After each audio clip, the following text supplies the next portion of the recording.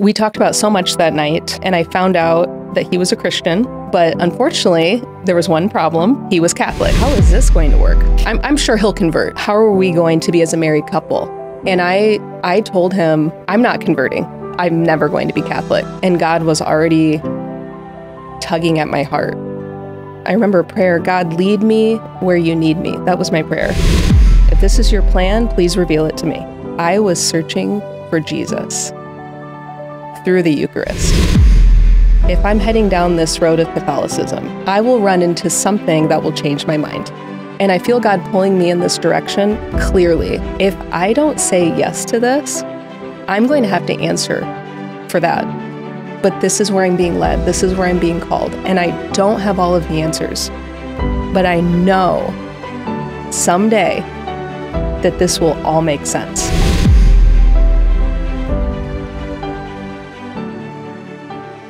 Hey friends, welcome back to the channel. I'm so excited to have an incredible interview for you here today with someone who is from my own town, my own parish. I'm very excited to introduce her to you. Her name is Erica, and she has an incredible story of conversion. I first got to know Erica maybe a year and a half ago when I met her after Mass one day, and she told me she had just come into the church. And then I heard her give her story in our parish a few months back, and I thought, this is an interview that I want to bring to everybody, because many people always want to know, how do you deal with a mixed marriage of a Catholic and a non-Catholic? And that's the situation that Erica came from. Spoiler alert, she was the non-Catholic, and we're going to hear all about her amazing story. So welcome, Erica, to the channel. I'm so thankful you are here today. Thank you, Keith, for having me. Absolutely. So just a little bit of a background on you. You were raised as a Lutheran right here in the great state of Iowa. Yes, I was. And I have to say, thank you for having me here to your beautiful studio, first of all. And no one is more surprised to be here than me. I bet. Truly. So thank you for having me. I never thought I would be Catholic, let alone to be here telling my conversion story. So thank you for having me. Yes, I was raised here in Eastern Iowa in Cedar Rapids in a Lutheran family, specifically Missouri Synod Lutheran. I don't know if you're familiar with it's that pretty church. Hardcore Lutheran. It is, yeah, it is. But that's all I ever knew. That's what I grew up in. And in fact, I come from, I guess I'll say, a very long line of Protestants. My parents were both Lutheran. I have Presbyterian ancestors. My great-grandparents were Quaker. And even looking at some ancestry in my family, some of my ancestors actually founded the Baptist Church in New England. So to say that I come from a long line of Protestants is probably an understatement. But I have to say, I'm very thankful for my upbringing. I learned a lot about the Bible in the church that I grew up in. I learned a lot about God. And I learned a lot from my parents. They taught me in their own way how to love others the way that Jesus would. So I just have to say I'm very thankful for the upbringing that I had. My parents ended up sending me to a Catholic high school. Really? Yes. And that was truly my first exposure up close to the Catholic faith, to the church. And during that time, during my high school years, it was very formative for me. I had a great experience. I felt very welcomed, even not being Catholic. And during my time, it was Xavier High School. During my time there, I met a very special priest, and his name was Father Dustin Vu. And to describe him best would be, he's really the light of the world, salt of the earth. And he was just on fire for God and on fire for the Catholic Church. And it was so evident on how proud he was and how happy and thankful he was to be Catholic. So that was really truly my first time meeting a priest. And he probably blew my expectations out of the water on what a priest can be and should be. And he loved all of the students and really was very kind towards me. And he knew I was not Catholic and didn't treat me any differently, never pressured me to convert or, believe anything they did necessarily. And it was almost like he saw something in me at that time that I that I didn't even see in myself. That's so cool, because a lot of people, usually when you hear the words, well, I went to a Catholic school or I was raised Catholic, what's coming next is going to be just a bunch of garbage about the Catholic Church. So to hear you say that even though you came from a long line of Protestants, going to a Catholic school was a positive thing for you and you met an amazing priest, that's so encouraging to hear, because we all know about all the bad stories you hear about Catholic schools and about priests. And yet for you, it was something that even at that early age maybe planted a seed or something. If you had asked me at the time in high school, would you ever consider converting? My answer would have been no. But looking back now, I'm able to see that there were seeds being planted at that time, and the Holy Spirit even then was moving within me for my eventual conversion to the Catholic faith. Well, we're going to get into that. But like when you were growing up, was your faith important to you? I mean, because some people come from a long line of Protestants, but it's really no different than people who say, well, I come from a long line of Catholics, but it may or may not mean that they had a personal faith or that it was really a part of their life. Was that your experience? Did you have like a personal faith growing up? I did. It was always very important in our family. We attended church pretty much every Sunday. Sunday school was a big part, of our life. I attended confirmation classes. In our church, it would have been in 8th grade, you're confirmed. And I never really remember a time where it wasn't important. It was always, my faith was always very important and important to our family. I remember vividly going through confirmation class in the Lutheran church and something along the lines of, here's why we're not Catholic. There was, I have to say, a little bit of an anti-Catholic sentiment. Nothing hateful, but it was there. Why are we not Catholic? Why did we break away from the Catholic Church? Why did Luther break away from the Catholic Church? So I remember that. I remember going through the Catechism and talking about that and talking about why we broke away from the Catholic Church. You went through the Catholic Catechism in Lutheran confirmation class? No, it was or the Lutheran Catechism. Luther's Catechism. Luther's Catechism. Yes. So you probably grew up with the narrative that he was this great hero who rescued Christianity from the evil clutches of the corrupt Catholic Church. And he had this big heroic moment where he stood up and nailed those theses on the door of the church. And, yes. And it was this huge thing. And he set us all free to understand real biblical Christianity. Yes. I think a lot of people grow up with that narrative, but it's interesting. I don't know if you've dived into this with your conversion, but have you really looked back into what really happened and some of the things about Luther that maybe you weren't told in the confirmation class? I had to. Yeah, I guess to answer your question, yes, I had to go back and study some of that.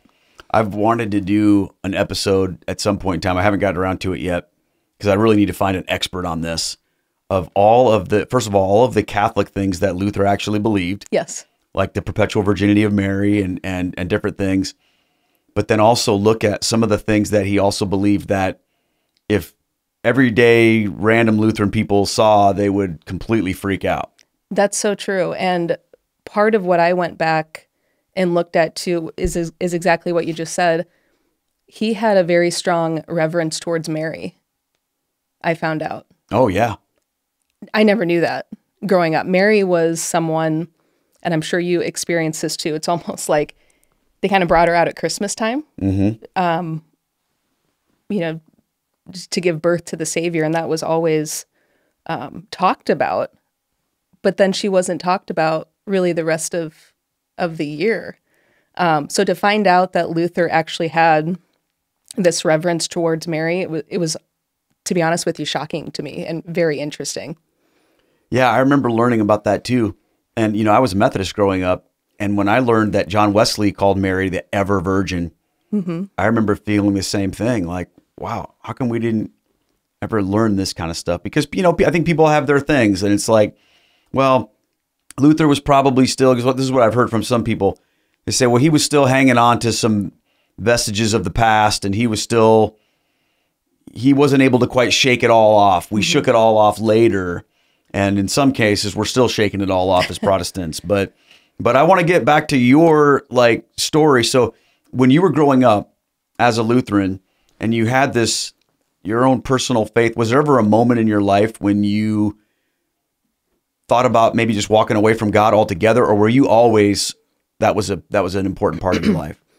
I never really had a moment where I wanted to walk away or lost my faith, but I did have these moments, more so kind of going into the college years of, where do I fit in to the faith? I was raised Lutheran. Is that how I want to follow God? Or, you know, am I more into the non-denominational churches, evangelical type of churches? So it wasn't necessarily a matter of, I don't want to follow God anymore. It was just, how do I want to do it? Where do I fit in to the Christian faith, and how do I want to follow God, and what tradition, and in what way? So what was that journey like for you when you got, because I imagine you go to college, you're away from your family routine of things, and did you explore different types of churches, and where did you wind up landing? Yeah, absolutely. So ultimately in college, and I think you see this a lot on college campuses, you know, the Salt Company, excuse me, those non-denominational evangelical churches, you know, with the big bands and the projector screens, are very attractive to college students, and they certainly were to me. It was fun. It was a fun environment to be in. I can't deny that. So that was the type of church that I found myself in throughout my college years, and there were a couple Bible studies that I was a part of, and I had a really good time. And I don't want to take away from, you know, those people or that church. I learned a lot, but I ended up kind of having this feeling of something's missing here. I didn't know what that was at the time. I felt deep down, though, that was never going to be a long-term place for me or path for me. But again, at the time, I just didn't know why. Yeah. Now, where do you meet your husband in all of this? I feel like it was around that time, wasn't it? It was. So we did meet in college through a mutual friend. And our first date would have been the night before Easter. It was a Saturday night.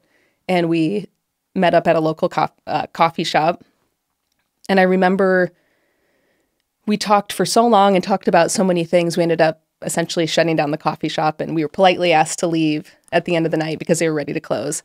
And we talked about so much that night. And I found out that he was a Christian. But unfortunately, there was one problem. He was Catholic. Oh, I know. I've been there. So I thought, oh, shoot, this guy's really cute. I think I want to marry him. We both knew that on our first date. You knew that? Wow. Yes, we both did. But gosh, he's Catholic. How is this going to work? I'm sure he'll convert to my side. So how did that come up in conversation? Like, when he told you he was Catholic, was it sort of this apologetic thing, or was he like, hey, just so you know, I'm Catholic? It was somewhere in between. Okay. It was somewhere in between. He's never been apologetic about it or shy about it. But the more I got to know him as we were dating, and he shared more about his Catholic upbringing, his mom was not Catholic. His dad was. And they made a decision to raise him Catholic and his sisters. So he shared more about that with me, and he went to church every single Sunday in this beautiful, small country church every Sunday, and sat in the same pew with his grandma Lucille and his grandpa Harry and his dad and his sisters every Sunday. And I found out, again, as I got to know him more, how much that meant to him and how much of an impact his grandparents, specifically his grandma, had on his faith journey. His grandma Lucille, and unfortunately, I never had the chance to meet her,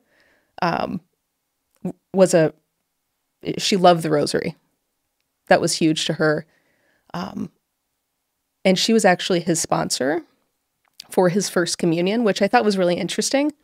And, growing up, I didn't have a first communion, so I got to learn a little bit about that. But I remember asking him, why did you choose her, of anybody, to be your sponsor? And he said to me, without hesitation, I will never forget, she was the most faithful person I have ever met.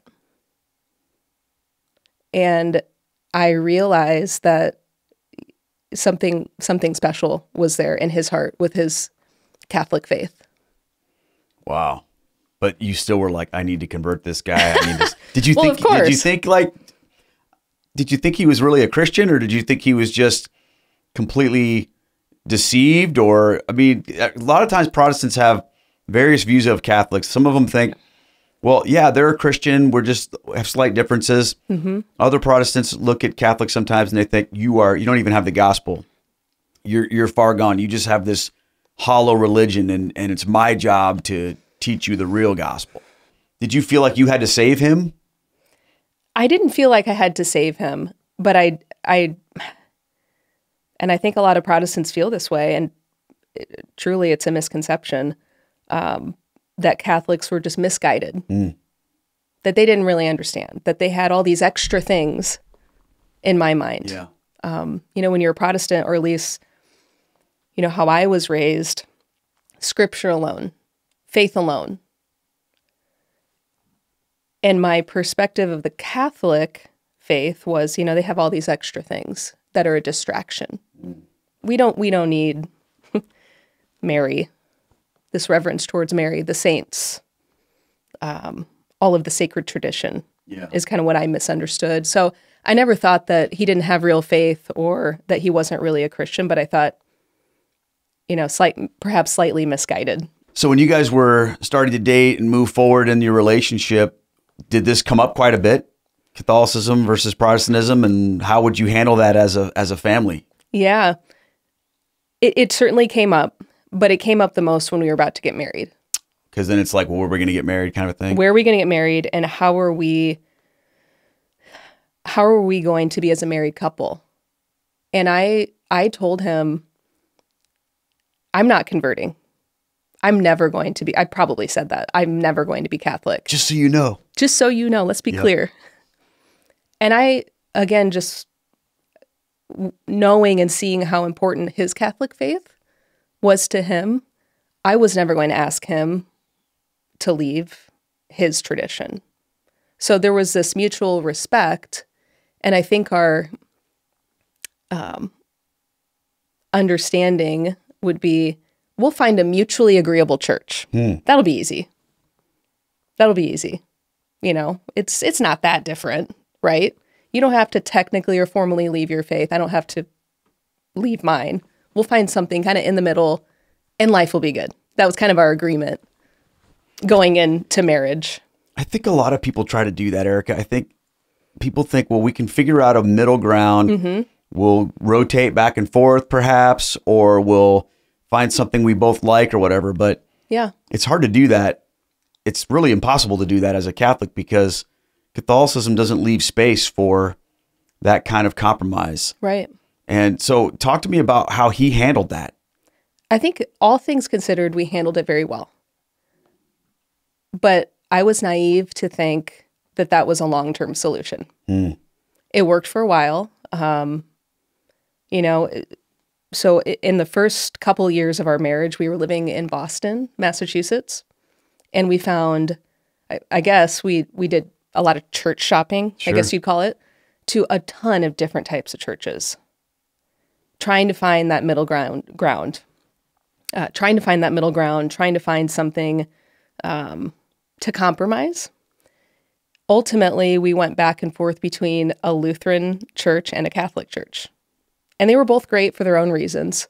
But I remember, and mind you, this is in Boston. So these the Catholic churches are very big and they're beautiful. And I remember going to these Catholic churches, not knowing what's going on or fully understanding what was going on. But I liked being there. I liked just being in these beautiful Catholic churches, even if I didn't understand or agree with everything that was going on. I never said that out loud. That you liked being there? No. I never said that to him. I went, willingly with him and was happy to do so, but I never really expressed truly, I like being here. I would leave the church, though, with a ton of questions for him. Like, what did that mean? Or why did they talk about Mary so much today? Or what's the deal with the saints? I'd leave with a ton of questions, and some of them he couldn't answer, but he was always really kind in his reply.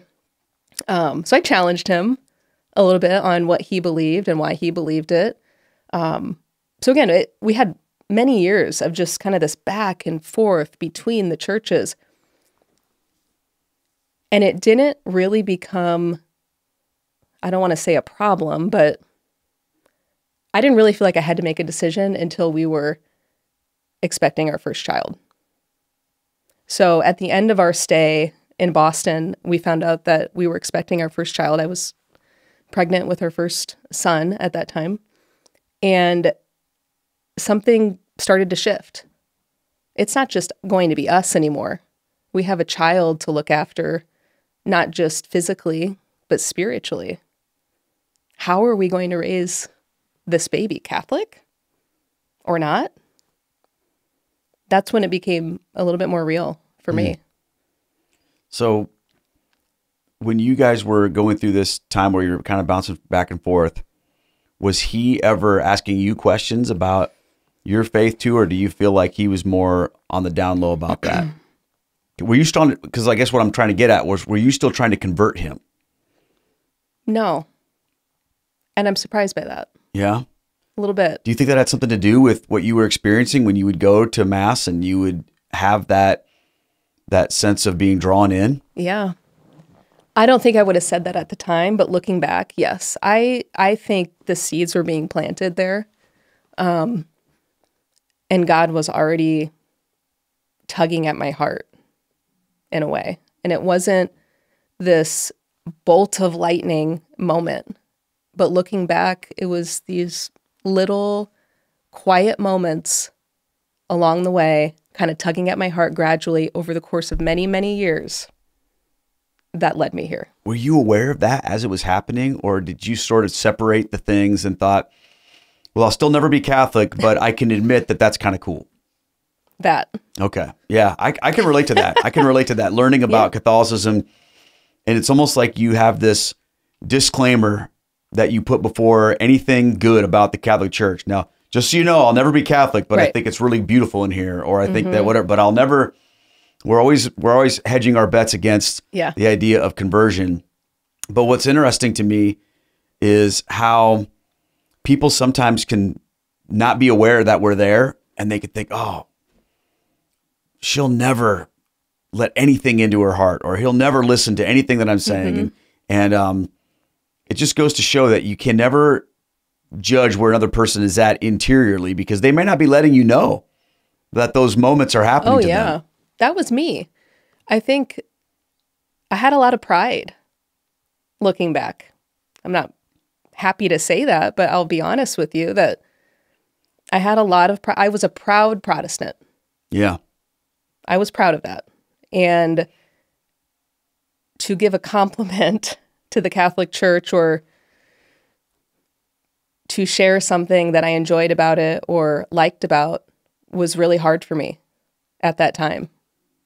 Absolutely. Yeah. I think that's very interesting, because people sometimes are so surprised when someone says something good about the Catholic Church. Like, I had no idea you thought that. But when we're in that, when we're in that proud Protestant moment, I like how you put that, like, we're afraid to admit anything, because it seems like sometimes with Catholicism, there's just this, it's like a steep hill. Once you crest the top and you admit there's something good about it, there's no turning back. Absolutely. So, okay, let's get back to this whole thing about when you're getting ready to have your son born. Yeah. What was it about? You didn't think, we need to raise this kid Lutheran. I come from a long line of Lutherans. We're not messing this up. I will not be the weakest link. Yeah, yeah. So we moved back to Iowa at this time. And in the very early stages of my pregnancy, we were moving back to Iowa. And again, I'm thinking, how are we going to raise this baby? So we started church shopping again. Oh, we'll find something mutually agreeable for this new phase of our life. kind of looking at the evangelical, non-denominational churches again. But what hit me and what was important to me having a baby was infant baptism. That was important to me. Yeah. Well, Lutherans do that. Yeah. Yeah, they do. So I knew that, there were a lot of churches that just do not believe in infant baptism. Now that we were going to have a baby, those were not going to be an option for me. So kind of looking again, Lutheran, Catholic, I couldn't explain it at the time, but it makes sense now. I felt an undeniable pull to just go to Mass. Wow. With my husband once I was expecting a baby. What do you make of that? It's the Holy Spirit, for sure. For sure.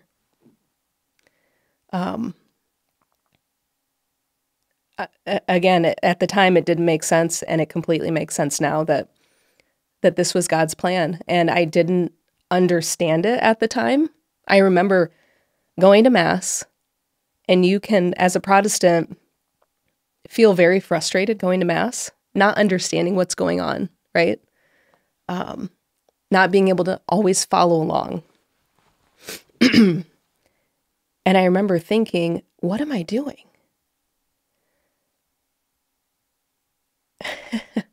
God, if this, I remember a prayer, God, lead me where you need me. That was my prayer. If this is your plan, please reveal it to me. Because this doesn't make sense to me. When you start feeling this pull, what did you do? Did you follow that when you made this prayer, or did you try to resist this? So I remember, again, just feeling this pull to go to Mass, whether I understood it or not. And just realizing that even though I didn't understand the Mass, that it was an opportunity for me to silence myself before God, because I didn't know how to participate. So when you don't know how to participate, you're silent. And something started to happen just by going consistently to Mass at this point. I was undeniably receiving the graces by just being there and silencing myself before God. It was very humbling. And I was finally able to listen to what God was trying to tell me. Wow.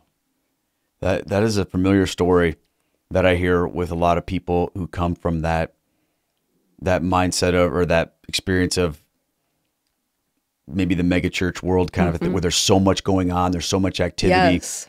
And then you come into Mass and it's almost shocking, isn't it? Yes. How quiet it is. Because we walk into church and we're used to being greeted 30 times, and we're used to a countdown and a coffee shop and all these endless infomercials about programs that are coming up in the church, and all of this. It's like a vortex that wants to suck you into every aspect of the church when you go to some of these places, and you come into a Catholic church and it's almost like, wait, nobody even knows that I'm here. And I think for some people that's a bad thing, but I think for a lot of us, I know I felt this way, it's a good thing. It's a good thing. Because we go, wait a minute, who's really the most important person in this room? Is it me? Should all the attention be focused on me? And in the Catholic Church, it's not that at all. The most important person in the room is Jesus. Amen. And I echo that sentiment exactly. I realized in the midst of our church shopping, what are we really looking for here? It's not just, oh, we'll find something we agree on. What are we really looking for here? Because you could all day, for the rest of your life, look for the most dynamic preacher. You could try to find the best music, the nicest facilities, the most friendly people to greet you. And those things are all nice. But looking back, ultimately, I was searching for Jesus through the Eucharist. Wow, that's so huge. You were searching for him in the Eucharist, and you didn't even realize that he was there, but the Holy Spirit is pulling you in there. Yes. It's like a beacon of light in the darkness. Yes. Calling you in. Now, at what point in time are you recognizing what's happening here? And when were you willing to talk about it with your husband? It took a long time. Because of the pride? Yes. Or because you weren't quite sure like how to process. Did you ever think that it was just going to go away? I think a couple of reasons why I never really was vocal about this to him, to my friends, to my family. There was a pride component, but I also thought, if I'm heading down this road of Catholicism, certainly I will run into something that will change my mind. So I'm not going to say anything because that's not going to happen. I'm going to maybe go down this road. I might study the faith, but I'm going to run into something that will change my mind. So I might as well not say anything. And it was the opposite. The more I went down that road, the more I went to Mass, the more I wanted to keep going to Mass. And the more I studied the traditions that I misunderstood, the more I loved those traditions. So it was almost the things that I didn't understand, the things that I honestly sometimes didn't even like about the Catholic faith. Those are the things now I love probably the most. Isn't that interesting? Yes. It's like when you learn the why behind the what, you fall in love with it. Yes. And one of the things that's so cool to me is that everything in the Catholic Church has meaning. And from the outside, it doesn't make sense, but it's like this weird thing where when you get inside and you look at it from the inside, now it's this beautiful, amazing thing, but you have to be on the inside sometimes to recognize it. Absolutely. So what was your study look? What did that look like for you? Were you a YouTube person? Are you a book person? Did you want to talk to people? What was that process like for you?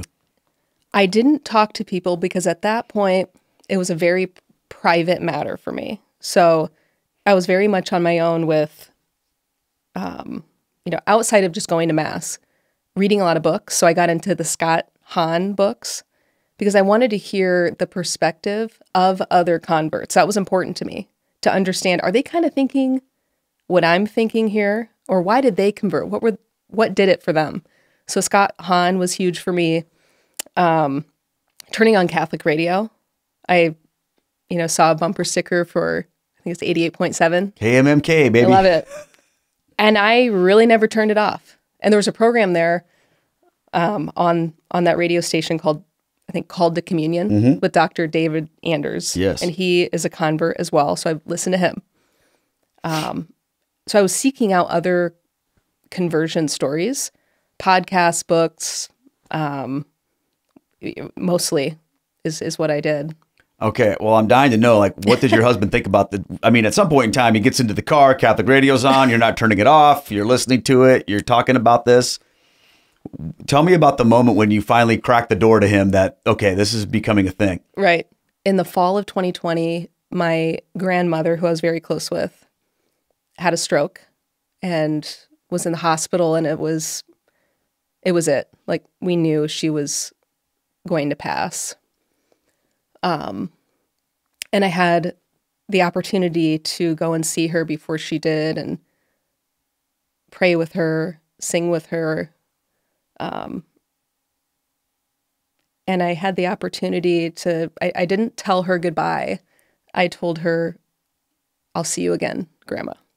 She was not Catholic, but she was Christian. And the morning when she passed, of all the places I could have gone, I went to Immaculate Conception. And I sat in the last pew, and there was a Saturday morning Mass. And again, I'm thinking, how did I end up here? I'm not Catholic at this point. My grandma is about to pass away, and I'm sitting in the back of a Catholic church. And I told my husband where I was going, and she ended up passing away that evening. 48 hours later, I was at my parents' house helping plan her funeral. And the sirens went off, and it was the derecho. Mm. We didn't know at the time what it was. I thought it was another tornado. That's the big storm that rolled through Iowa. It was basically like a land hurricane, and it just basically destroyed so much of our town, including, I know we lost every tree in our backyard. You probably lost a ton of stuff too, and so many buildings. So for people that didn't know, it was a huge, unbelievable windstorm that was so destructive. Yeah, completely devastating. So, we came up from the basement after the storm was over. I thought it was just an ordinary storm, and it was easy to see it was not just an ordinary storm. So what would have normally taken me about 15 minutes to get from my parents' house to our home, it was usually would take about 15 minutes. It took over 2 hours with all of the trees down, the power lines down. And when I got to our house, I met my husband and our 2 boys. We had to walk, I think, a quarter of a mile actually to get to our house. And I remember just dropping to my knees, sobbing at the devastation. And later that day, and I will never forget where I was standing, in the midst of losing my grandmother, losing, so much property devastation to our entire town. I'll never forget where I was standing when I truly felt God whisper to me, "What are you waiting for?" And I knew in that moment that God was calling me to become Catholic. So what did you do? I realized, or had to think about, what was holding me back. Why hadn't I become Catholic yet? I think I was waiting for all the answers because I had a lot of questions. I was waiting for a perfect explanation to my family, which I think a lot of people probably could relate to if you're Protestant, to be able to explain that to your family, to your friends. I think I was waiting for it to all be very clear to me before I made that leap. And I realized my pride had been holding me back from really going down this path and committing to God through the Catholic Church. So something else that happened in 2020, about 8 weeks after the derecho, our oldest son woke up one morning and he was complaining about his leg hurting and he couldn't walk. And I thought, maybe he fell off his bed or maybe he, did something to it. So we kind of let it go for the day. And that evening, his knee completely swelled up. And that next morning, it was very swollen and he could not walk. So we took him to the emergency room and had, I guess I'll call it, an inconclusive ER visit.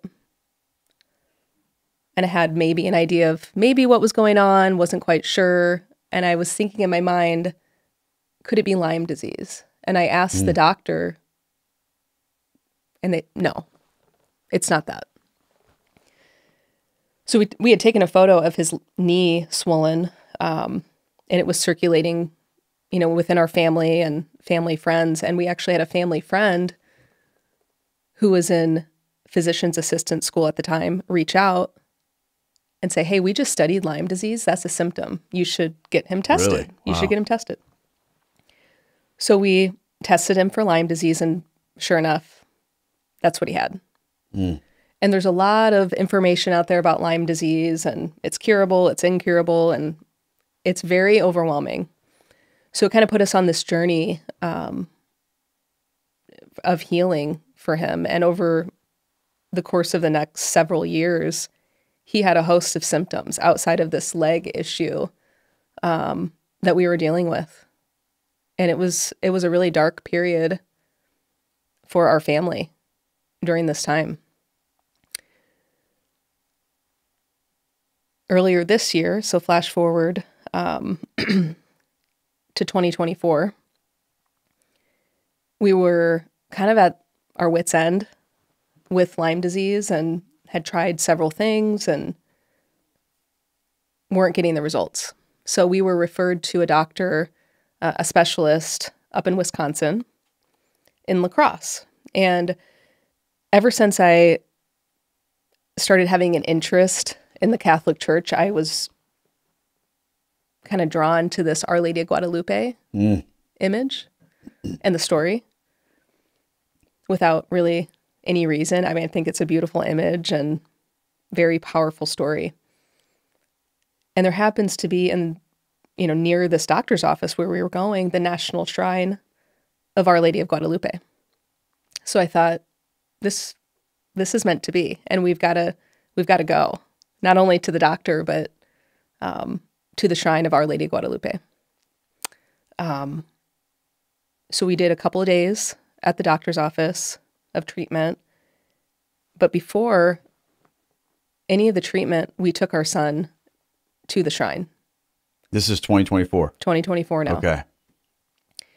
And of course, it's beautiful, stunning, an amazing setting.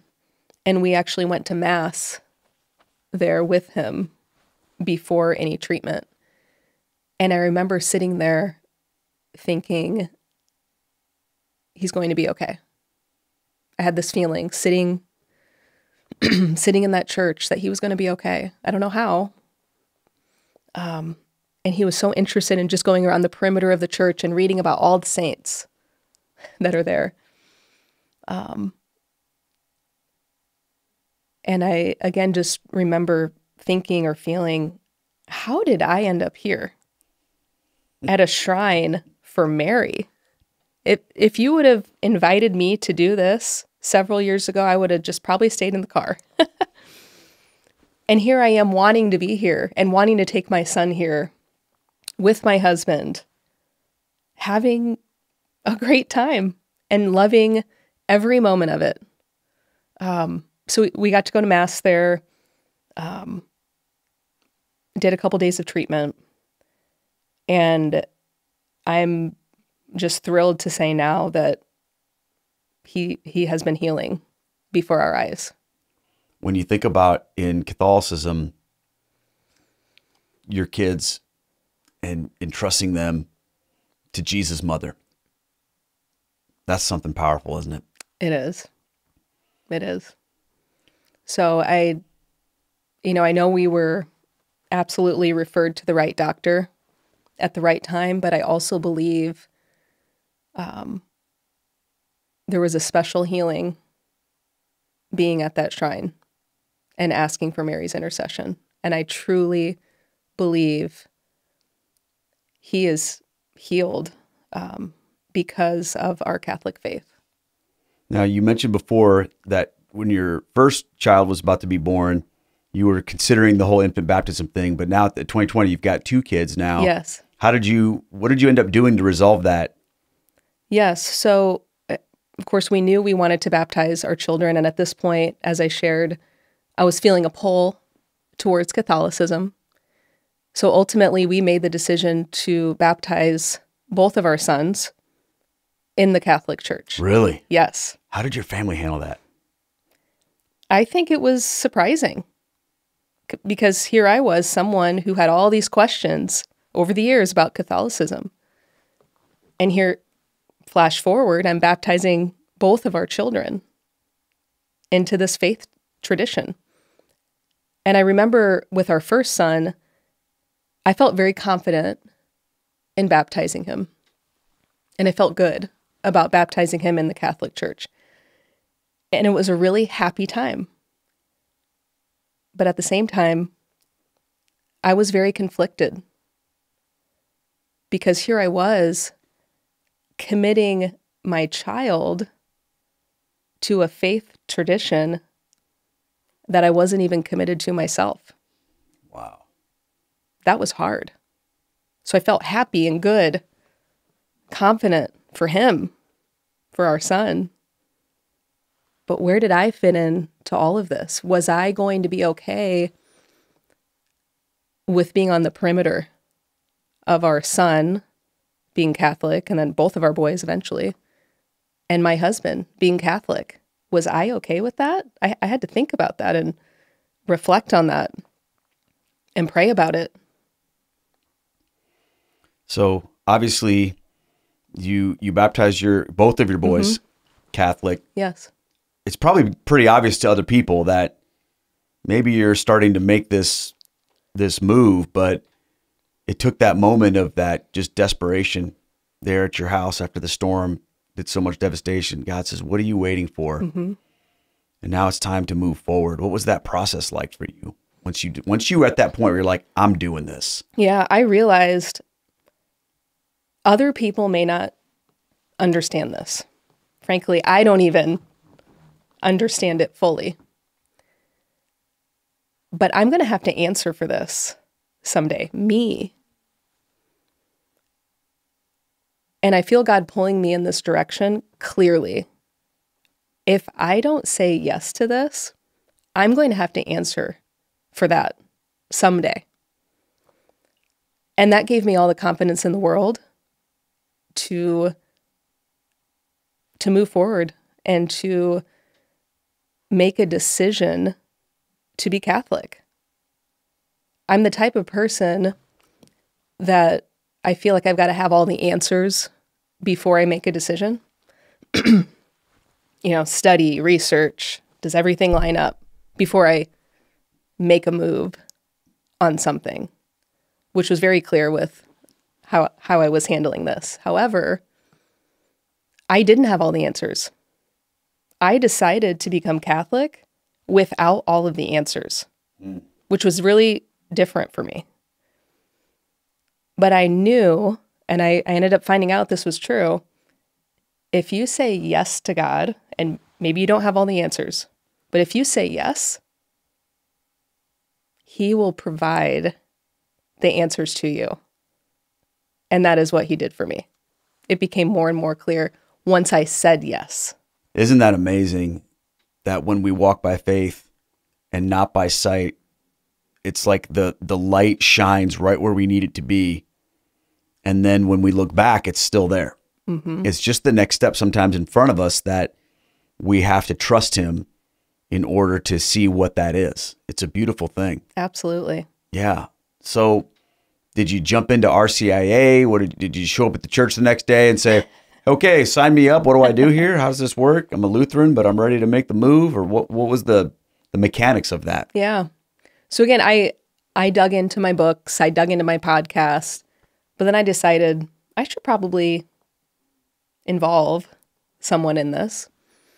So there was one morning, I went to Mass and I ran into an old friend.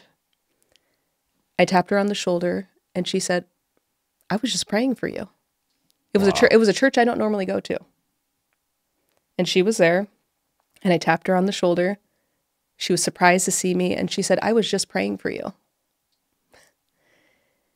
After Mass, she said, I want you to meet Father Aaron Jungi. So she introduced me to him and I knew I needed a priest to talk about the next steps here. I was pretty confident on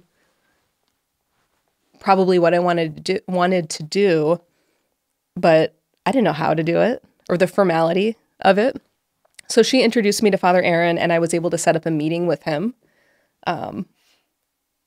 in person to tell him, kind of fill him in on where I was coming from, the questions I had. I'm considering converting. What does that look like? But I still have all these questions.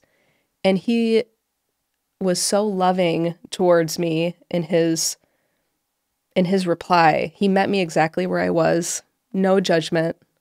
And I pray that anybody who is considering converting could have a priest like that. Yeah, he's awesome. He's awesome. So I was able to work with him directly prior to, the Easter Vigil. So you didn't go through like a formal RCIA class? I did not. Okay. I didn't either. I did not. I didn't either. So what was it like for you when you finally got to receive your sacrament? And when before I get to that though, yeah, I don't know. I'm kind of hung up on this thing with your husband. Like, how did he how did he treat you Oh, in that? yeah. Was he like, ha ha, finally, after all these years, we knew you were going to do this? Right. Or how did he handle that? So it's kind of funny. We were on a road trip, and the boys had fallen asleep in the back seat. So we had an opportunity to talk. And I felt it kind of bubbling up inside. I think I'm going to tell him, you know, I can't believe I really haven't yet. So I told him, like, I've got something I want to share with you. I want to be Catholic. And I think he was very surprised. I probably shouldn't have told him that while he was driving. And don't judge him for this, but he laughed. I don't judge him at all for it. He laughed. I don't think he believed me, to be honest. He thought you were just messing with him? Oh, yeah. That should tell you how much I kind of kept him in the dark. Even after all the stuff that was going on, he still, when you finally told him, he was like, this can't be real. I'm a very strong-willed person. So I guess one thing I haven't really shared was he never asked me to convert. He never pressured me to convert. And I asked him, why didn't you ever ask me to convert or, kind of push me in that direction? He said, I knew that wouldn't have worked for you. You would have almost dug in your heels a little bit more to say, well, I'm not doing that because right. I don't want to be wrong. Right. Yeah. So he kind of laughed when I told him, like, yeah, right. And I explained to him the journey I was on and what I had been studying. And looking back, I'm not thrilled that I didn't let him in a little bit more on all of this. But again, as I shared earlier, I didn't think this is something I was actually going to do. I thought the more I studied, it would come to a screeching halt and I would turn around and I would never convert. So that's why I never said anything. Sure. But anyway, he was surprised, but very excited and very supportive. That's awesome. Yeah. That's awesome. So you go through this process. What was it like telling your family? It required a couple different meetings or conversations with them because they were, I didn't let them in on the process of this. Sure, they saw us baptize our children in the Catholic Church, so maybe there was a thought of that could be coming, but my mom was really surprised, but ultimately very supportive. But we had to have some tough conversations. Did they grill you about things in the Catholic Church? Were they like, well, what about this and what about that? And did you feel like you had to defend the church and all of these things? There was a little bit of that. Nothing mean-spirited, but just honest questions that I had. But what I ultimately shared with them was, I don't have all the answers. I don't. But I'm excited to find out. This is where God is calling me. I don't know why, but this is where I'm being led. This is where I'm being called. And I don't have all of the answers, but I know someday that this will all make sense. That is what I shared with them, because I wasn't going to sit there and have all the answers. And I didn't want to make it seem like I did. I didn't. I still had a lot of questions, but I had to say yes, and I had to figure out the answers to those questions. And slowly they've been, the truth has been revealed to me. That's awesome. Figuring out those answers on the inside. Mm-hmm. I think sometimes people are afraid to take those steps because it feels like, very similar to your story, well, I'm sure there's going to be something that's going to derail this at one point or another. So it's just a matter of time. Right. And something then it never happens. Right. Something else I shared with my mom was, I don't know why, but I feel called to help other Catholics. Being a Protestant gives you, or no, former Protestant or convert, it really gives you a unique perspective when you enter the Catholic Church. And I remember sharing with her, I really feel called in some way to help other Catholics. And I just know that this will make sense at some point. So ultimately, my parents were supportive of it, but it did require, some conversation. Yeah. It's not easy. It's just not easy. It's tough. People for some reason, to become Catholic, it's not like anything else. If you said, oh, we're going to the First Church of the whatever or the local mega church, everyone's like, oh, that's fine. But when you say, oh, I'm going to be Catholic, it's almost like you've changed universes on people. It's true. And they have to understand, are you still okay? Are you still a Christian? Do you still love Jesus? Do you still believe the gospel? All of these things. But right. So when you were in that process, was there anything in particular that you struggled the most with? Mary was big. I did not understand her role. I did not understand why Catholics had so much reverence towards her. To me, I thought, yes, she gave birth to Jesus, and that was it. That was important, but I didn't understand truly her role, and why Catholics, again, had so much reverence towards her. Also, just sacred tradition and the authority of the church were huge obstacles for me. But again, the more I studied the traditions, the more I fell in love with them. And from my Protestant perspective, I thought, all of those things, Mary, all of the traditions that they have were distractions from Jesus. That was my Protestant perspective. My Catholic perspective now is all of those things have actually brought me closer to Jesus. The complete opposite of what I thought. I'm thinking of, Patrick Madrid's book called Surprised by Truth. And that's kind of what you're describing. Yeah.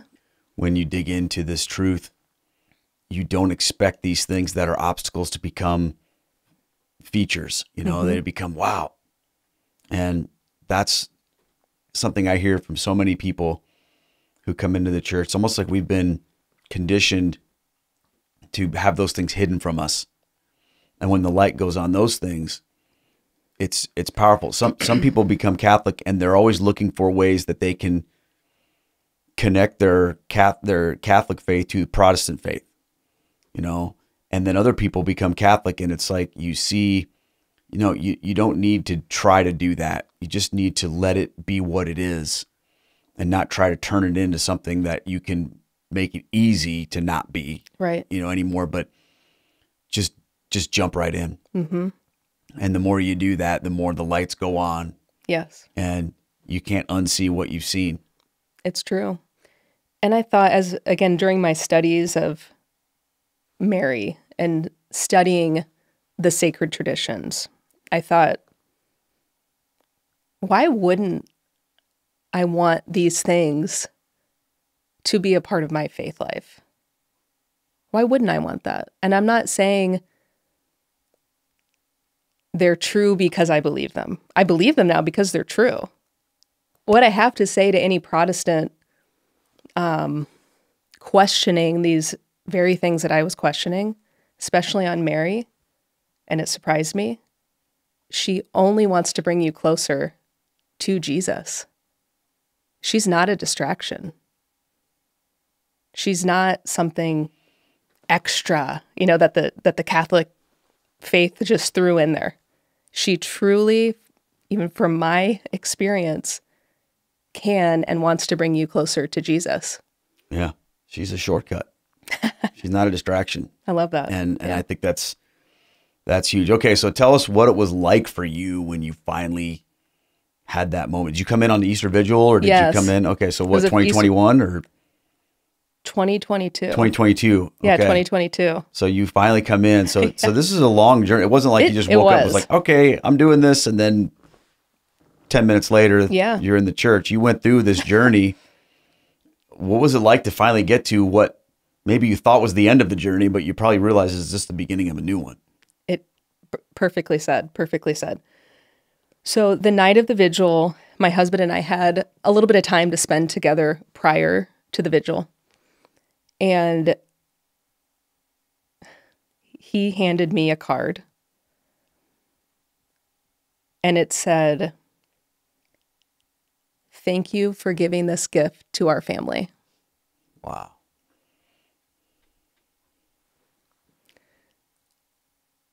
I didn't know how much that meant to him for me to come into the faith with him and to have our family united in that way.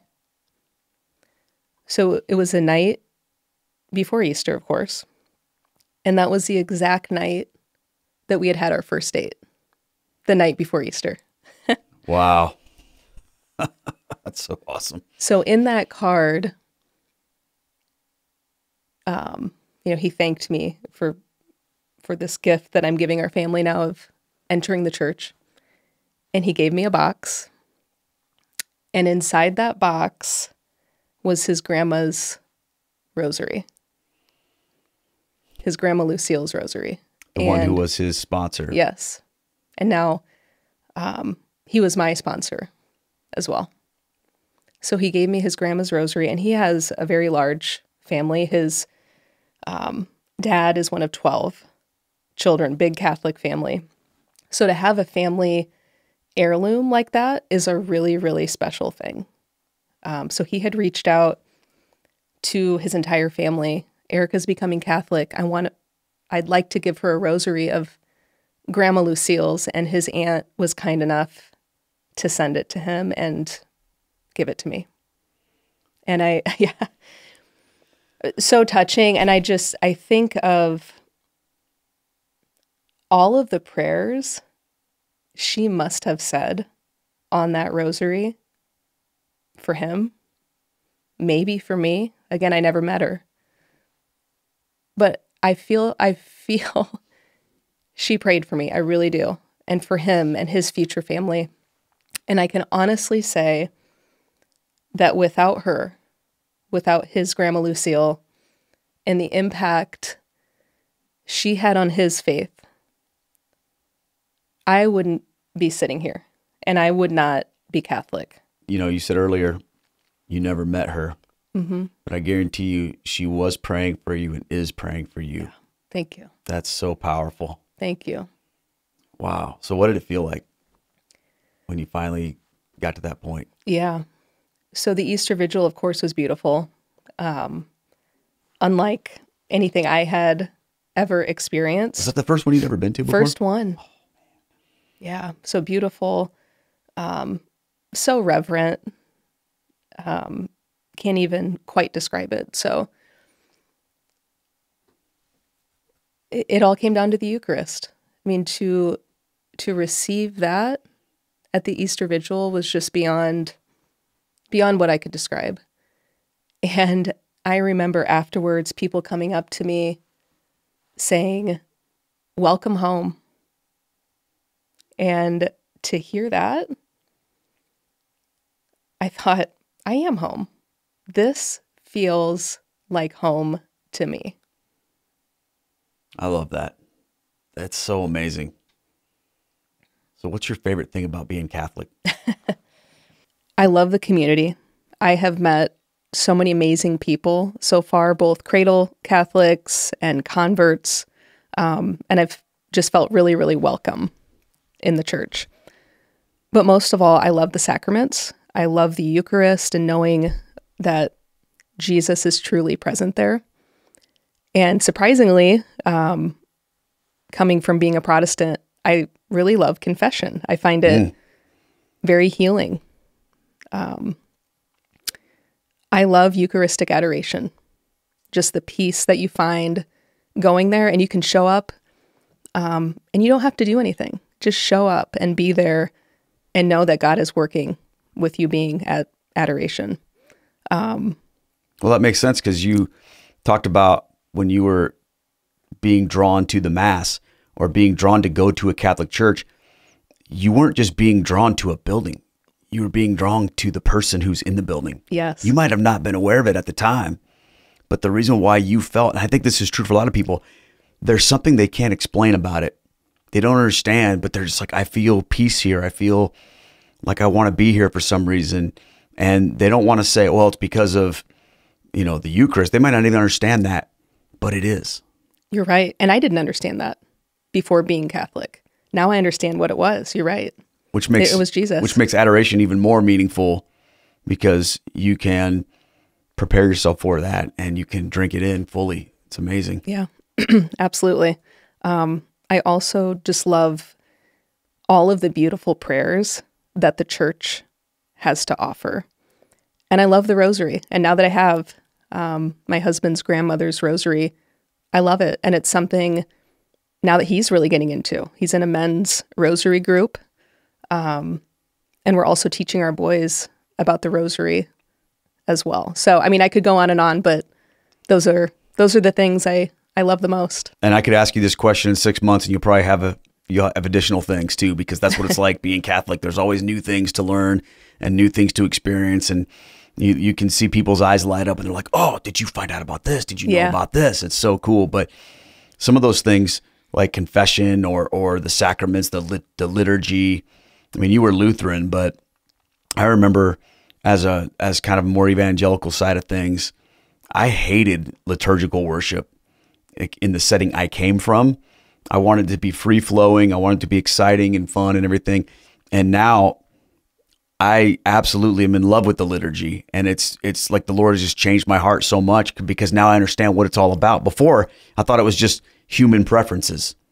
Some people like it this way. Some people like it that way. But now that I've been able to understand the why behind the what, like we talked about, it just makes so much sense. And that's what it's like for us, isn't it? Yes, absolutely. I talk a lot about how Jesus' parable of the treasure hidden in the field that's a critical part of my story. And because I feel like I can relate to that as a Catholic. It's like you dig up this treasure. Yes. And you just start to sort through it. And every piece of it, you could just spend forever examining it and appreciating it. But then you look down and there's more. It's a well. It's a well of beauty and of truth, and it's so powerful. Mm-hmm. Absolutely.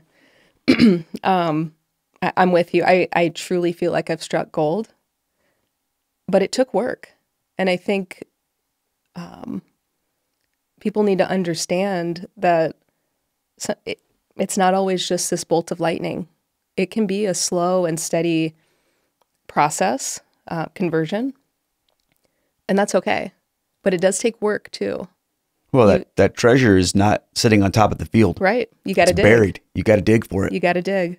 And I took a long time to dig, but I got there. Yeah. And it's been totally worth it. Praise the Lord. Totally Praise worth it. Well, I have a couple other questions for you.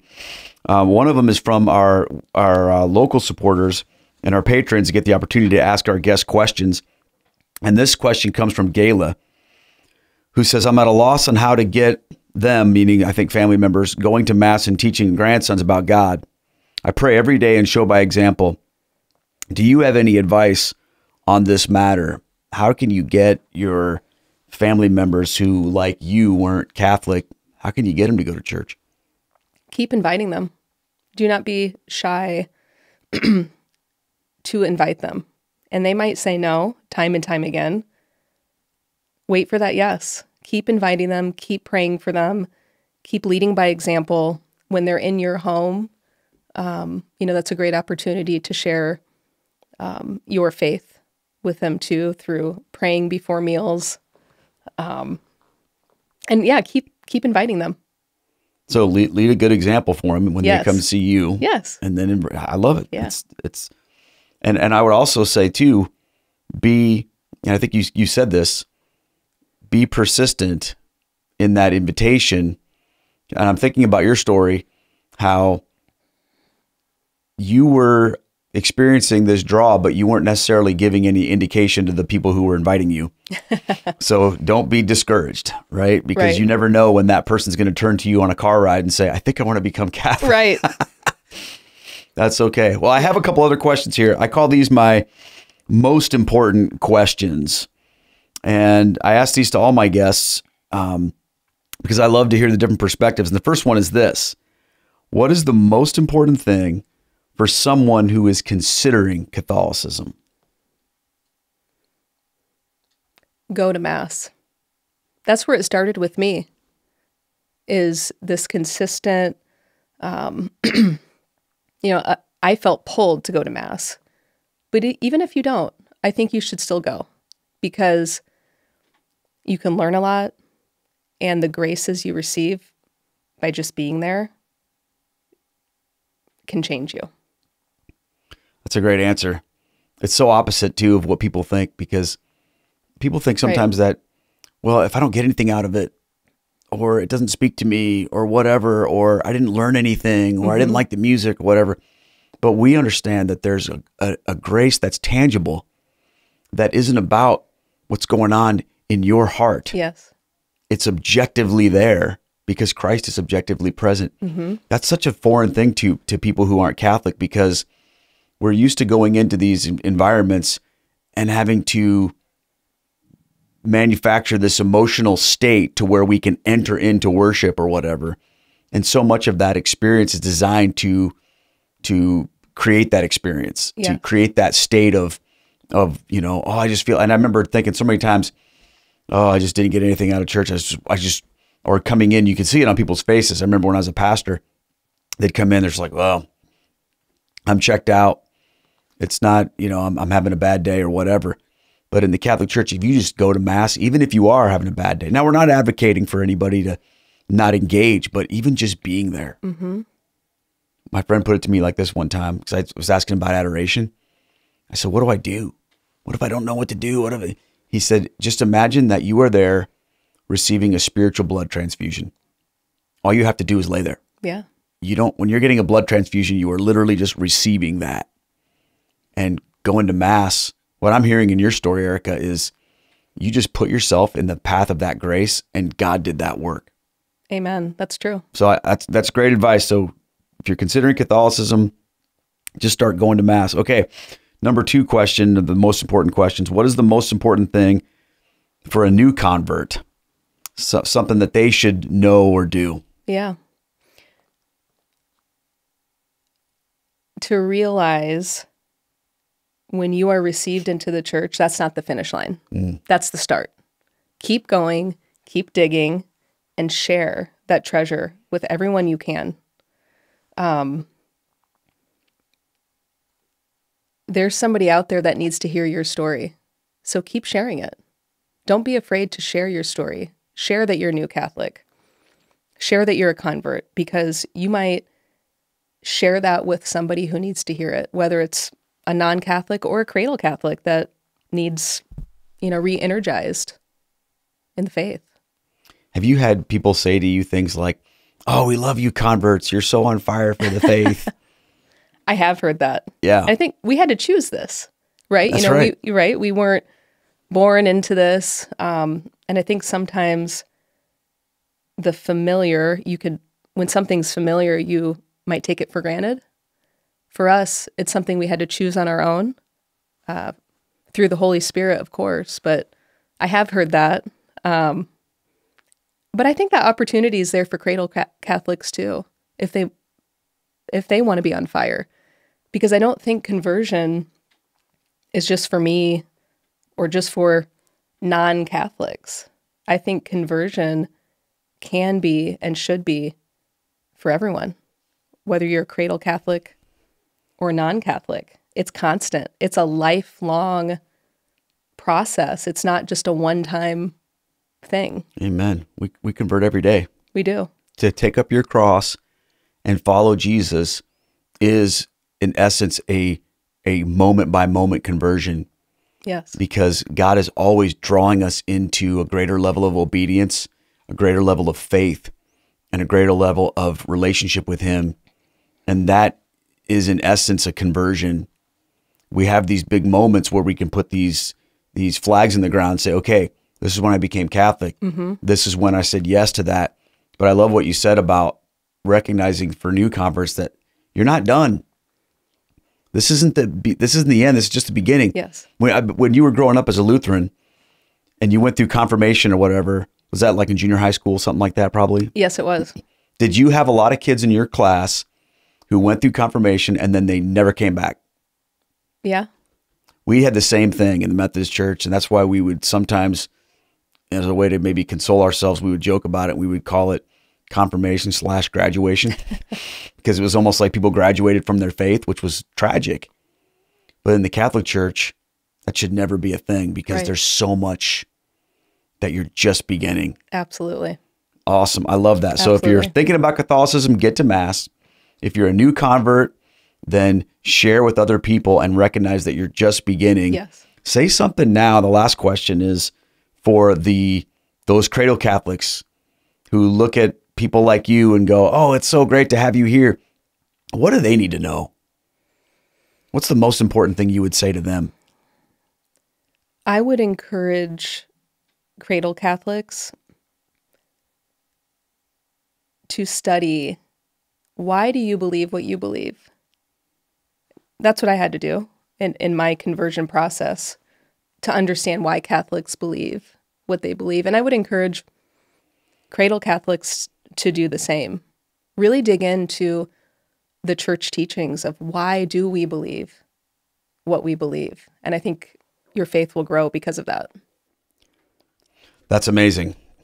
So were there any cradle Catholics besides your husband that helped you in this process? I mean, we had Father Aaron, we had your husband. What about, were there any other people that were playing a big role in that? There were. And I guess I just want to come back to Father Vu on this one. When our second son was born and we were still in the hospital at this time, I was holding the baby and I heard a knock at the door. And I said, come in.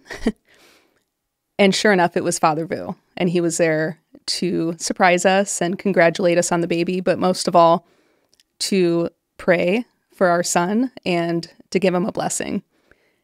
And I'll never forget the prayer that he prayed over our son.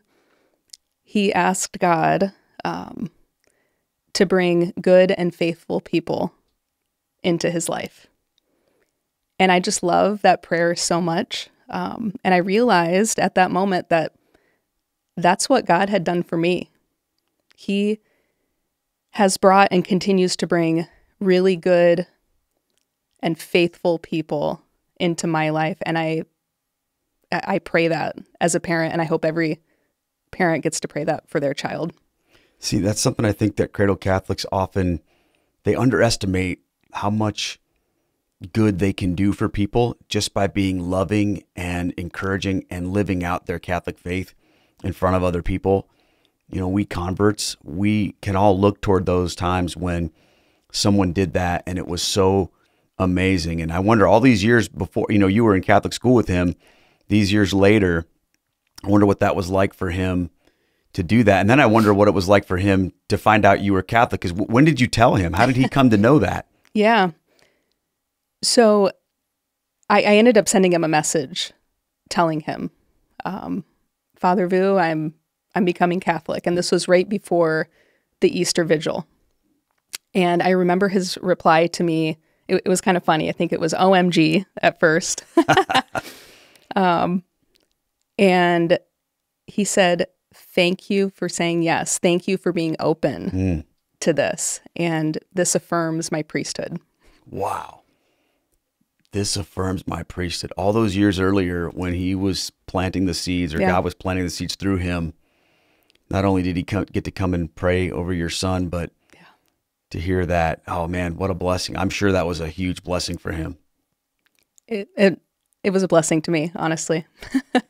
That's so cool. I want to encourage everybody to never give up. You know, when people are talking to their Protestant friends about Catholicism and they think this person's never going to get it, they'll never understand, they don't care, you can never, ever give up. And I'm sure your husband can talk all about that, and Father Vu as well. That's so amazing. Absolutely. Never give up on the people you love. Amen. Erica, I'm so thankful for you coming to take time to share with our audience your journey and your experience. And I know that it's going to help a lot of people. When you think about where you are today versus where you were that night that you sat across from your husband and thought to yourself, well, I really like this guy, but dang it, he's Catholic and I'll never become Catholic. If you could go back in time and say something to that Erica sitting at that diner or that coffee shop, what would you say to her? Never say never. And be open. And I think I was. In the grand scheme of things, open to what God was trying to show me, even though it took a long time. I wouldn't change a thing. It took longer than maybe it should, but this was God's plan, and I'm really pleased with how it all came together. Well, I guarantee you he is too.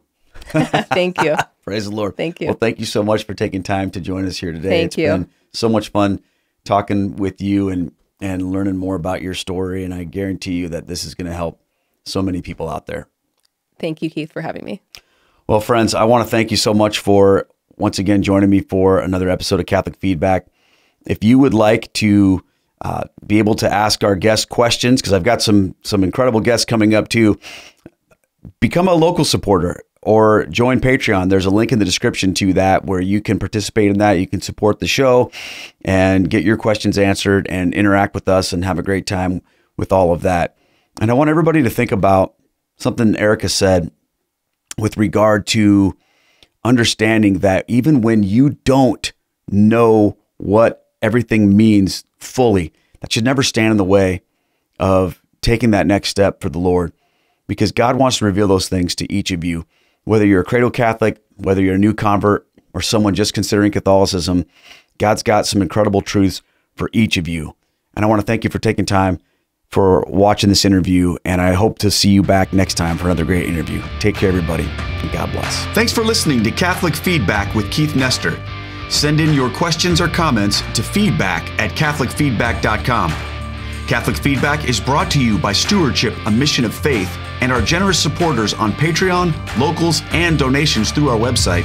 Catholic Feedback is a production of Down to Earth Ministries.